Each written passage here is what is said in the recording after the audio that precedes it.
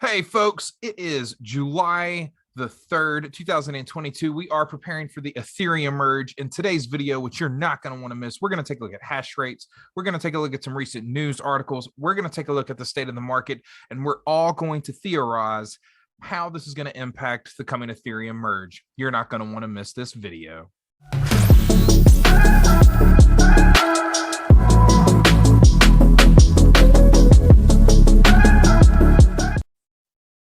All right, folks, we are going to go right into our screen share. Let's go ahead and bring that up. So we are preparing for our Ethereum merge. This is what we have spent a lot of time talking about. As you can see here, we are continuing to see a decrease, an overall decrease in the amount of Ethereum that we are seeing across the board. However, from a percentage perspective, we are seeing essentially continuing to stay the same. ETC, again, that deviation from the low on the 29th when I logged that to now of a 0.05% change. Ravencoin down pretty significant, a sixth in of its total terahash. But we're seeing just a 0.04% difference in the overall terahash change because we lost 37 terahash.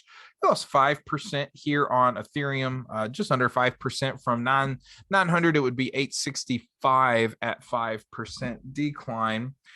We're seeing about a sixth there in Ravencoin. Firo continues to lose all. I mean, it's just 0.04 in regards to Firo. So I'm not really counting Firo. I think GP miners are rightfully moving away from Firo. And then we see Ergo, which I, of course, am mining Ergo. We saw a pretty significant, almost a fourth, so 25% decrease or so, just under 25% in total terahash in Ergo. On the whole, though, we're seeing the continued moving down of our total terahash per second, okay? From a purely percentage basis points, we're seeing that Ergo at 1.37, Firo, I'd have to add another decimal point to log that. So we're continuing to see, I wonder if I can even go out. Nope. Let's see here. I could edit that. I might have to just so we conditional formatting. I wonder if that gets us there. Nope. Let's just look at that later. Oh, okay. So I did something. Let's undo that. There we go. Ravencoin, we're seeing again essentially the same amount. We're still up on the whole, and the trend is still up there in Ravencoin. ETC again is the same.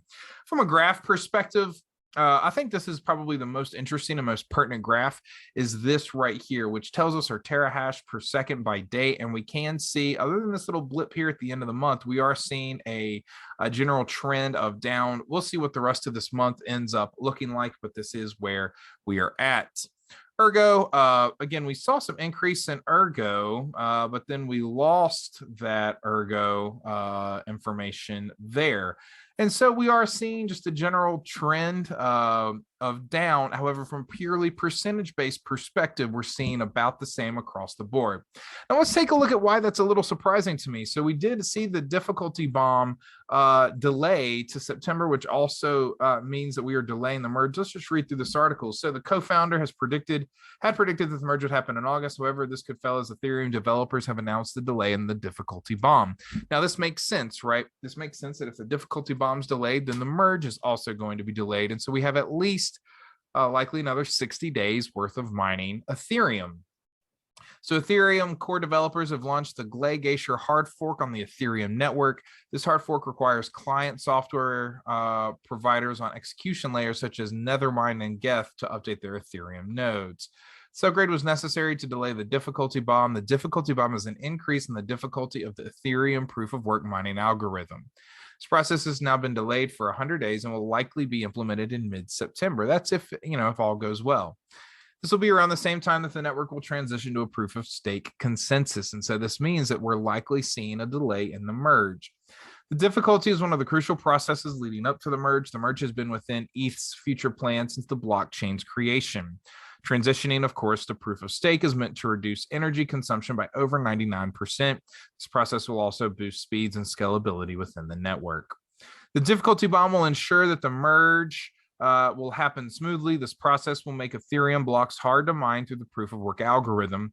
Miners will be disincentivized from forking the chain in a process known as the Ethereum Ice Age. Okay, but one of the things that it's important is to look at the overall change in terahash per second, right? So we're seeing, and the reason that it's important to watch, right? Like the reason that this is important for us to think about is because it means that there's less total terahash that other networks are going to have to absorb, right? If we get down, and I'm not necessarily saying this will happen, but if we're continuing to see profitability, right? If we're continuing to see that other coins are profitable in things like ETH Classic or Ravencoin or Firo or Ergo, I'm profitable in Ergo. Am I as profitable as I am in Ethereum right now? No, I'm not as profitable as I am in Ethereum. But it's important for me to mine other coins, even while like at the size that I'm at. It's not worth me trying to eke out an extra 50 cents a day, right? What's important is I make sure that this business that I'm attempting to build is sustainable on other coins. Okay, and so that's exactly what this is showing me. So we're going to continue to lose hash rate in Ethereum. That's my prediction. We're going to continue to lose hash rate in Ethereum as we transition to and get closer to the merge, right? If it had happened in August, we're a month out, folks. If it happens in September, we're now back up to 2 months out. But what we want to do is we want to watch what happens in the total terahash on other networks, right? And if we can continue to be profitable as this transitions, and this is important, and we see the total amount of Ethereum decreasing, then this means that our businesses are likely sustainable through the merge, right? That's what I want to see. I want to make sure that my business is going to be sustainable through the merge as I continue to scale, as I continue to buy more GPUs, as I continue to compound these profits, right? That's the entire point of what I'm doing. Okay, and I want to continue to see this terahash go down because I know that that's less terahash that other networks are going to have to absorb. That's why that's important, and that's why it's worth us looking at this every single day, right? Or at least a couple of times a week, right? And so that's it. So you can continue to read what this means, but it does mean that we're going to continue to get more time to watch what happens. All right, Ethereum dodges difficulty bomb again. This is another article on Fortune, as it were. And so we got that. Okay, now let's take a look at the overall market. Okay, let's take a look at the overall market. We're going to go to the daily there on Bitcoin. So we're looking like a double bottom right here, 17th of June. If we can bounce off of this, we'll see what happens. It is crazy, just losing essentially 50% or 33%. But if we go, I mean, let's even go on the 4 hour, right? 4 hour, we saw a major spike there. But, we're continuing. Oh, there it is. All right. So are we going to continue to see this floor at 18,000? I don't know. ETH, we're seeing kind of the same thing. So ETH later in July got right down to $1,000, right? We're at what, 1,056. So we are close to that. Phantom again bumped to 30 cents. We're back down to 24 cents, low of 22 cents. We're going to watch that. Flux at 41 cents. AVAX at 16 cents, Helium at 8.95. And then we go into some of my personal node projects that I'm watching. Power at 29 cents. Got Comb at 9.25. One of the ones I'm most bullish on there in Vapor at 0.002, so a fifth of a penny. Okay, but when we're taking a look at the market, right, we're getting ready to approach this double bottom area. What's going to happen? Are we going to bounce and then see that as support? But a triple bottom, general technical analysis would suggest that every time we touch that bottom, it becomes weaker, right? Every time we touch that, it becomes weaker, and so that's certainly worth us taking a look at. Okay, but this is what we are looking at. We're looking at the market. As we continue to get closer to this merge, like I said, I'm going to continue to scale. I'm going to continue to get more rigs. I'm going to continue to buy more GPUs. And really, that's just the name of the game, right, folks? That is the name of the game. That's what we got to do. Okay. So this is where I'm at. I'm really interested in where each of you all are at. Leave a comment down below. I'd be very interested in kind of how you're approaching this Ethereum merge. If these videos are helpful for you, I certainly like seeing the data. I think it does mean that, and why, if anybody knows where my Ergo pair is, I haven't been able to find it. I might as well add Ravencoin though. Wonder if I could do RVN here on Dex Screener. RVN, nope. So some of these other blockchains aren't listed there. That's a little frustrating. But if you could help me figure out what's going on there. I'm in other kind of DeFi farming, and at some point I probably need to just do a major video talking through some of those. But I do have some Spirit staked.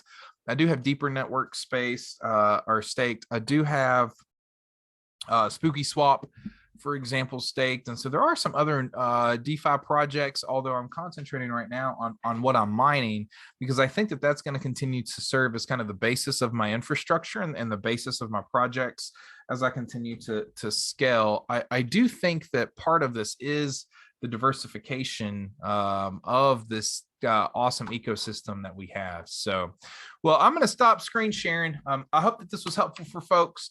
I'm excited to get my next rig on board, or my next GPU on my Ergo rig.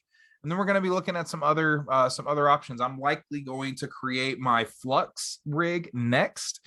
That way I can really begin to see what is worth my Ethereum rig, and if any additional Ethereum rigs that I bring on board, where those ought to go.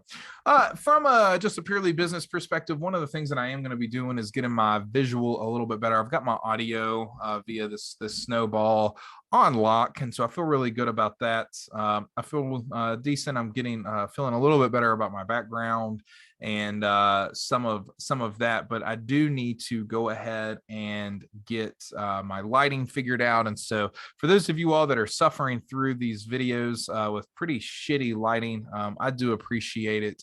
And yep, you're going to be rewarded. But for now, I am going to go. You all saw my intro for the very first time earlier today. I am getting ready to do my outro for the first time. Take care. I will see you soon. And I'm excited about where this market, I believe, has the potential to go.